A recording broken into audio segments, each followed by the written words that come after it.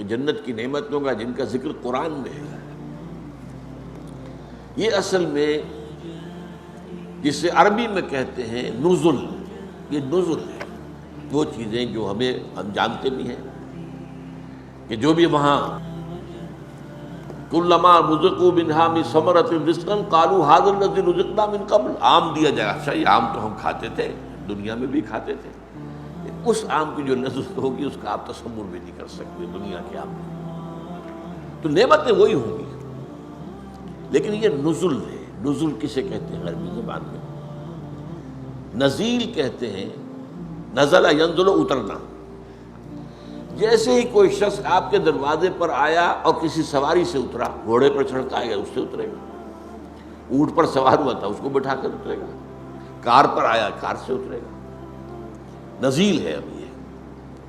تو فوراً آپ پیش کرتے ہیں کوئی موسم کے مطابق، کوئی ٹھنڈا کوئی گرم، وہ تو بھاگ کر فوراً پیش کر دیں گے، اس کو کہتے ہیں نزل، جو کسی مہمان کی آمد کے فوراً بعد پیش کر دیا جائے۔ اب وہ آپ کے ہاں مقیم ہو گیا، اب وہ ضیف ہے، ضیف مہمان۔ یہ ضیافت جو ہونی ہے اہل جنت کی، یہ ان نعمتوں کے ذریعے ہوگی جس کا ہم تصور بھی نہیں کر سکتے۔ حدیث میں آیا ما لا عین رأت ولا اذن سمعت وما خطر علی قلب بشر۔ یہ ضیافت جو ہوگی وہاں بعد میں، وہ تو حقیقت کہا کہ وہ ایسی چیزیں ہیں جو نہ کسی آنکھ نے دیکھی، نہ کسی کان نے سنی، نہ کسی کے دل میں اس کا احساس و خیال تک وارد ہوا۔ تو قرآن مجید میں جب بھی آپ اس کو دیکھیں تو اب نزل کے اندر وہ کیا گیا ہے، اس کی بھی کیا اس کی توجیہ ہے عقلی۔ وہ ساری دنیاوی نعمتیں جن سے انسان نے اپنے آپ کو روکے رکھا، یا تو حلال اور حرام کی وجہ سے، یہ حرام ہے میں تو نہیں دے سکتا، میرا دل تو چاہتا ہے، حرام ہے، روکے رکھا، یا ان نعمتوں سے اس لیے وہ لطف اندوز نہیں ہو سکا کہ وہ لگا ہوا ہے اللہ کے دین کی جد و جہد کے اندر۔ اچھا کھانا اچھا پہننا حرام نہیں ہے۔ قل من حرم زینۃ اللہ التی اخرج لعبادہ والطیبات من الرزق، اچھی کھانے کی چیزیں کس کے لیے بنائی اللہ نے؟ یہ پھل کس کے لیے؟ دنیا میں تو یہ اہل ایمان کے لیے تو ہے، کافروں کو بھی اللہ دے دیتا ہے، لیکن خالص ہو جائیں گی اہل ایمان کے لیے قیامت کے دن، پھر وہاں کافروں کا حصہ نہیں ہوگا۔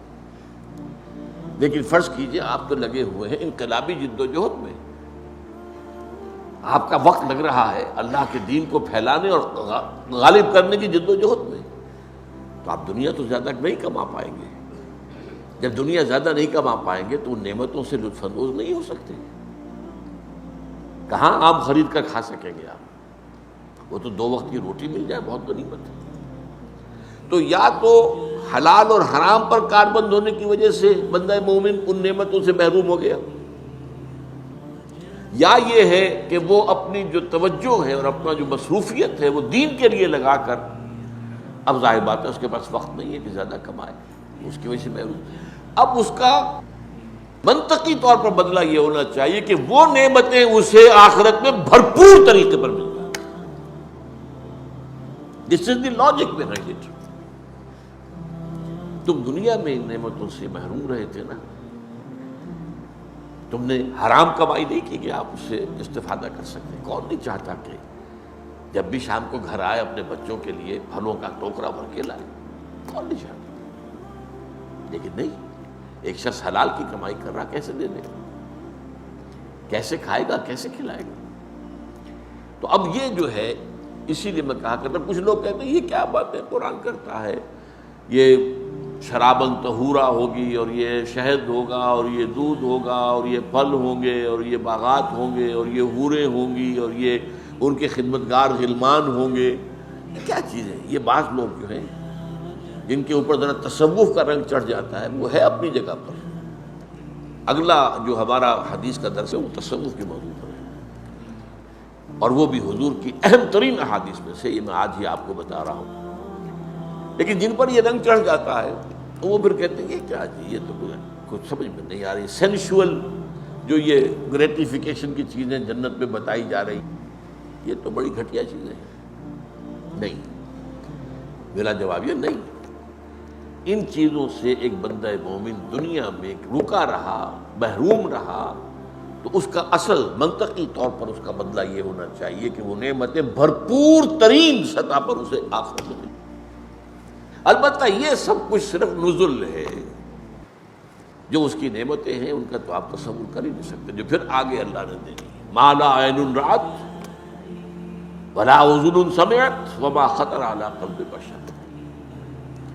اور قرآن مجید، یہ تو حدیث ہے جو میں نے بتایا آپ کو، قرآن مجید ہے، فلا تعلم نفس ما اخفی لهم من قرۃ اعین، کوئی نہیں جانتا جو چیزیں اللہ تعالیٰ نے اپنے ان بندوں کے لیے چھپا کر رکھی ہوئی ہیں جن میں آنکھوں کی ٹھنڈک ہو، ان کو کوئی نہیں جانتا۔